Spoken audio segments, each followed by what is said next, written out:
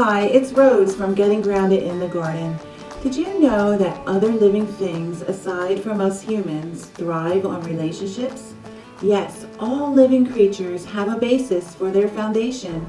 They communicate and understand each other, and they are interdependent, meaning they are part of a family and a community. Well, in addition to those relationships, all living things need the basics as we do. Food, shelter, the right conditions and support, less stress, and good health. When an ecosystem full of living things relates in a healthy manner, all is well, and we as humans benefit from all these effects and activities around us. But when the components of an ecosystem are broken down, which they now are, we as humans suffer. Well, in the book I'll be talking about today, the author takes you on an educational journey of the special relationships that insects, caterpillars, birds, and plants in particular share, and how they are suffering largely due to the actions of man through the years. And he lets us know what we can do to give back. Would you like to be part of the solution to a world in which all living things can coexist and contribute to a healthier, evolving, functional place? Your efforts are strongly needed. Well, let me introduce you to Nature's Best Hope, a new approach to conservation in your yard by Douglas W. Tallamy. Let me first say bravo to Doug Tallamy for his committed passion and efforts in serving nature and humanity by writing this must-read book. He is raising a deep awareness into the struggling reality of our natural world. He breaks it all down for you by combining research with years of experience, meaningful stories, and excellent photography to present vital messages to us, his readers. Just a little background on the author. Doug Tallamy has spent a lifetime of learning and is let me go inside the back jacket here. He is a professor in the Department of Entomology and Wildlife Ecology at the University of Delaware, where he has taught courses in insect taxonomy, behavioral ecology, humans and nature, and insect ecology. Chief among his research goals is to better understand the many ways insects interact with plants and how such interactions determine the diversity of animal communities. Doug has also won distinguished awards from several associations, garden clubs, and horticultural societies. Not only that, he and his wife Cindy have many years of hands-on experience and observations as they have transformed their property into a healthy native study ground full of thousands of birds, caterpillars, insects, and animal visitors. In other words, he's been around long enough to have specialized and practiced what he preaches. Doug has written over 85 articles and 2 other books. His first book, Bringing Nature Home, How You Can Sustain Wildlife with Native Plants, was published in 2007. In the book, Doug Tallamy emphasizes the crucial interactions between plants and wildlife. He lays out the rationale for increasing the utilization of native plants in our own yards and in landscapes everywhere. He compels readers to understand that the more native plants and less invasive plants increase the biodiversity or livelihood in your yard. In the past 10 years or so, you may have been seeing and hearing more about native plants, largely due to this book. It really was a revelation to many gardeners, horticulturalists, ecologists, and anyone involved in the plant industry. And now more people are catching on to the fact that natives are the foundation of our food chain, or food webs, as Doug calls them, and they prove to secure and sustain the health and existence of birds and wildlife. Let me just mention that up until about the time that Doug wrote this book, the major thrust of gardening and landscaping was for aesthetics or beauty. Not much attention was paid to pollinators or butterflies or native plants and their benefits to our natural wildlife or to whole living ecosystems. If you have questions such as why do we need natives, what are invasive plants and how are they harming the living environment, and why should we care about bees and pollination, you'll get all of your answers and many more in this book.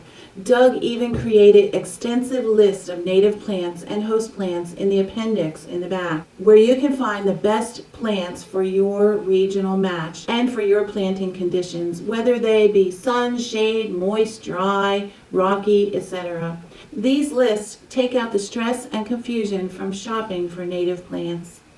Now, his second book, written in conjunction with Rick Dark, called The Living Landscape, followed up by emphasizing and illustrating ways to create layered home landscapes that nourish and foster healthy wildlife or ecology while still pleasing the aesthetics needed by humans. They encourage people to decide what's important to create in their own yards. A lawned play area for the kids, outdoor rooms, vegetable patches, patios with fire pits, pathways, ponds, or pools. In the book, they show you how to plan those areas for outdoor living and then plant mostly native plants around them in a very appealing way. The authors provide great suggestions for plants that work in different situations. The Living Landscape demonstrates ways in which man and nature can coexist. As with all three books, great photography and ideas. Now, in this featured book, Nature's Best Hope, Doug lays out a real blueprint to preserve our precious wildlife and the planet for future generations. He starts out by referring to the actions and theories of some of the great conservationists, Theodore Roosevelt, Aldo Leopold, E.O. Wilson, to name a few, and then he adds his own perspective to convince us that more needs to be done now. In Nature's Best Hope, you'll gain a full amount of knowledge, but you won't feel like you're reading a textbook. It is truly an enjoyable, fascinating read. Doug fluently explains some major issues that need to be addressed to build awareness. Let me share a few of them with you. Here's one example. We take family trips and school field trips to national parks and forests. We go to state parks, preserves, and even public gardens. They are wonderful. Everyone enjoys the scenery and the beauty of nature and then travels home. What's happening there? We are basically taught that nature is a place you go to visit. It is separate from our own homes. People are now used to thinking that nature and humans cannot coexist. Another problem. You look around and think about it. Our natural land has been divided, or what Doug calls fragmented. With all the construction of housing communities, buildings, shopping centers, and malls, highways, airports, etc., we have pushed living creatures into isolated areas that are too small for them to sustain their necessary life functions, let alone reproduce or travel beyond their imposed limits. This leads to their basic endangerment or even extinction. And a biggie, invasive plants. Many plants that were brought here from other countries for their beauty or special purposes over the years have now escaped into the wild. I'd like to add that if you are driving along the highway, at least in the Mid-Atlantic region, you'll see that most of the brush and trees along the edges are made up of invasive plants. I honestly feel sick when I see them. I've even been appalled when I walk through parks or trails that are designated for enjoying nature. And then I see invasive plants pouring over the edges of the pathways. I see many invasive trees. There are many invasive plant species growing on our land now. You can find the names of them in Doug's books and through many other resources. Invasives can take over an area very easily. They outcompete the natives, and they have very little or no ecological value to our living communities. As a matter of fact, many of our living creatures are starving and diminishing because of these bully plants. Now, think about the fact that our native plants are diminishing, and as they diminish, our native insects, butterflies, birds, and animals are stripped of their sources of nutrition and habitat. Now, imagine that we as people are stripped of similar essentials. Our lives would certainly be affected, wouldn't they? We'd be under serious stress, starvation, and our habitual behaviors and relationships would most likely change. We've gotten a little taste of a stressed society in the past year, haven't we? Actually, we are of higher intelligence, and now we have a vaccine, so our dire situation is dissipating for now. As Doug points out, nature is amazingly resilient and does have a way of bouncing back sometimes, but it's becoming increasingly difficult. You might be wondering, well, don't those invasive plants like barberry, wild multiflora rose, calorie pear, or burning bush, to name a few, don't they have berries on them? Yes, they do, but our native birds and animals don't get much nutrition from them. And to top it off, when the seeds get pooped out all over the place, that leads to even more invasive plants. I'm sorry, I tend to rant on about these things. And oh my gosh, that was only the first 3 problems. Here's another big one, which I have to include, and it might come as a surprise to many of you. Lawns. For years, lawns were grown as a status symbol. The vaster and greener, the more someone was idolized for keeping such a property. It's still happening today, especially in planned communities. But think about all the excess water it takes to keep the lawn green, the chemicals that are spread and then leaked down into the groundwater, the gas emissions from lawnmowers, the lack of animal and insect life, especially pollinators, and those grass roots don't grow very deep, not deep enough to help with erosion or to take in carbon and put out oxygen. As we know, we all need oxygen. Another terrible fact, according to the 2005 Millennium Ecosystem Assessment called for by the United Nations, we have destroyed 60% of the Earth's capacity to sustain us. We have overused our resources. And that study was done 15 years ago. Just let that sink in. And just one more situation that was presented in the book. The fact that many people still think insects are icky.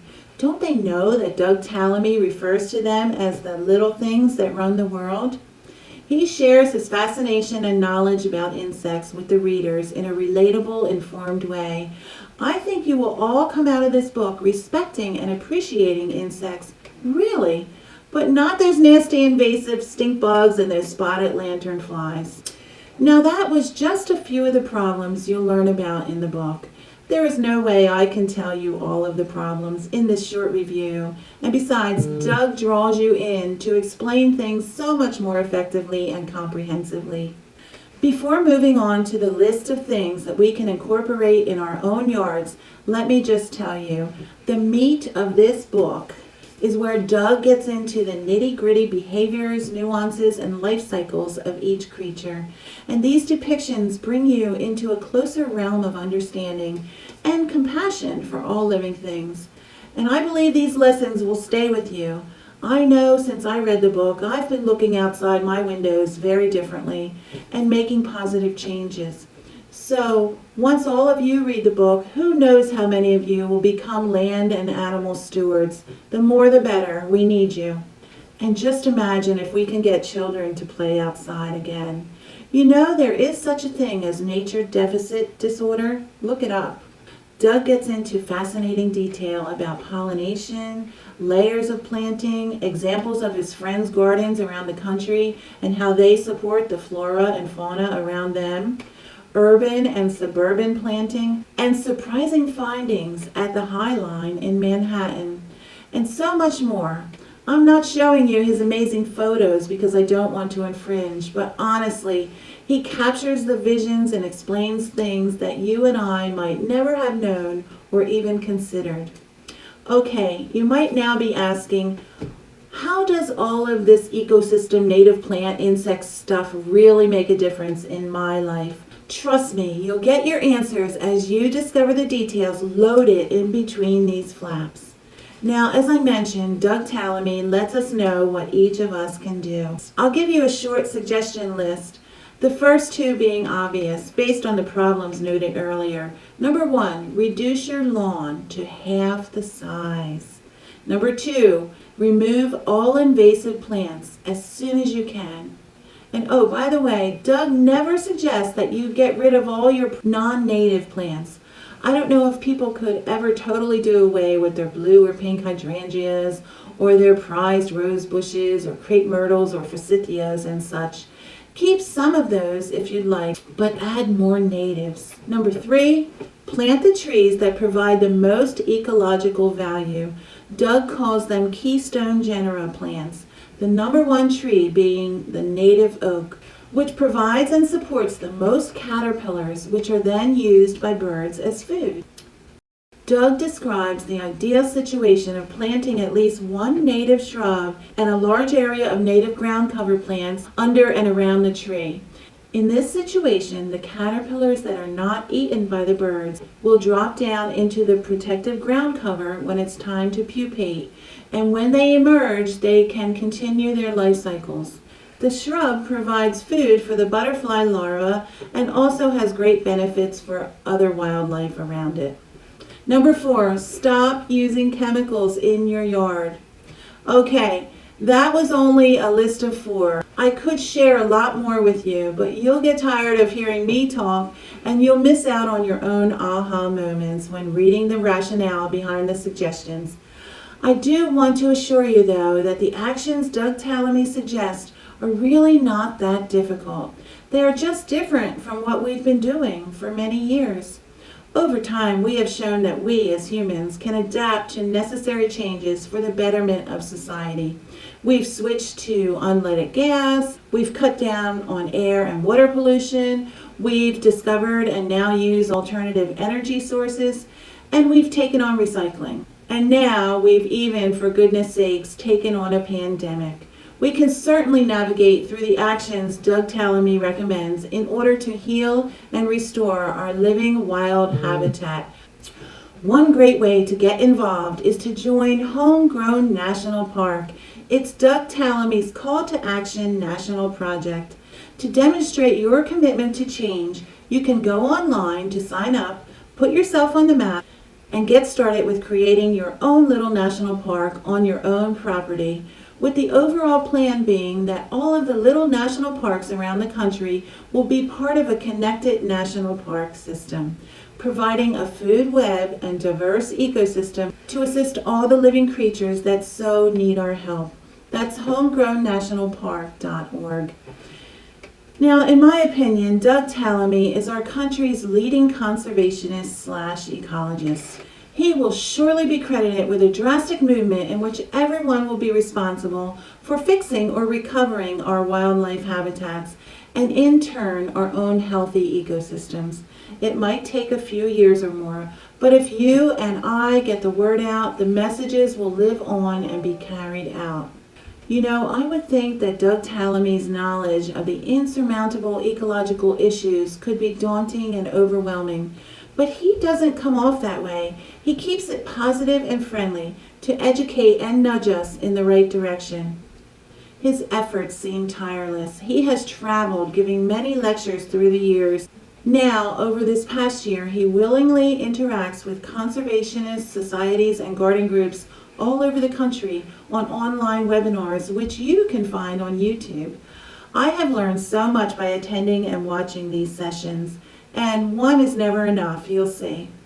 When you read Nature's Best Hope, you will hopefully come out with a new awareness and a personal commitment to get involved, at least in your own yard or on your own patio or balcony, to contribute towards restoring our natural ecosystems.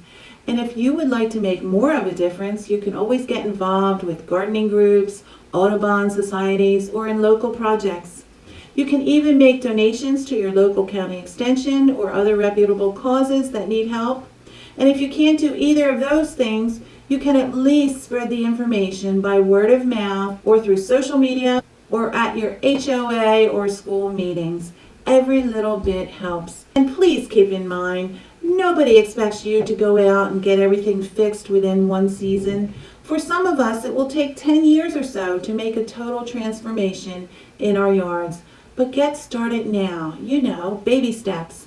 If you can't do it all yourself, swap services with friends, or ask for help, or hire someone, even if it's a local teenager or relative, to take on some of the changes in your yard. You and I can do this. Lastly, if you stayed with me throughout the video, please give it a thumbs up and share your comments. I am also asking that you please subscribe to my channel and ring the bell so that you will be notified when I post more videos about gardening and about inspiring women. These actions will really help me to build my channel, so I truly appreciate your support. You can also buy Doug's books through Amazon down below. I will receive a minimal commission from Amazon, but you will not be charged anything extra for the purchase. So thank you so much. Enjoy life and count your blessings, and add this book to your reading list and to your life. Nature's Best Hope, a new approach to conservation that